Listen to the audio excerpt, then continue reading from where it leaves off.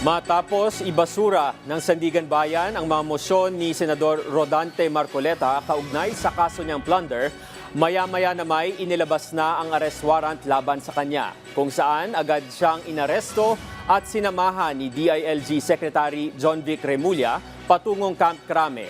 Ang iba pang detalye niyan alamin sa sentro ng balita ni JM Thompson. JM.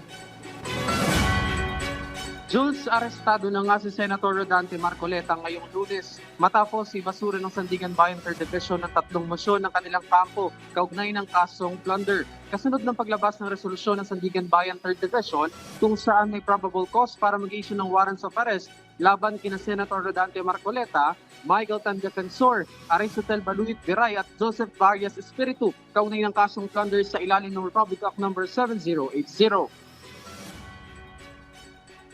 The issuance of the warrant of arrest signifies only that after evaluating the records, the court found probable cause to believe that the accused committed the offense charged. Hindi pa guilty yan.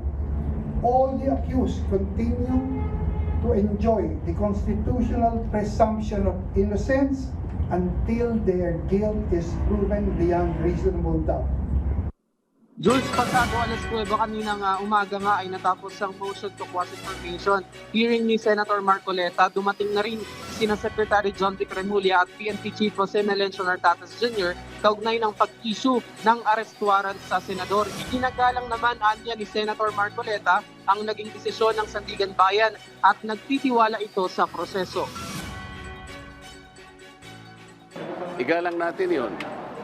Kaya meron naman kaming motion to quash, pinagbigyan naman yon. At alam ko naman yon ay bibigyang daan pa rin. Ibig sabihin, ipoproseso pa rin ang aming motion. Giit pa ng senador na siya'y nagpapasalamat sa pagkakaroon ng mabilis na proseso sa kanilang mosyon at patuloy silang susunod sa nararapat na proseso kaugnay ng kanilang kaso. Siyempre kami naman, meron kaming ibang pananaw doon sa asuntong ipinal sa amin. So ang aking mga abogado ay gumawa rin ng paraan para sa ganon, ay counter naman yung asunto. Yun ang ibig sabihin ng motion to quash. Kasalukuyan na Jules na nasa Campo Crame si Senator Marcoleta para sa booking procedure at inaasahan ding dediretso ang senador sa Quezon City Jail sa Payatas pagkatapos ng iba pang proseso ng kanyang pag-aresto. Samantala, Jules, may pahayag naman si dating Congressman Mike Defensor.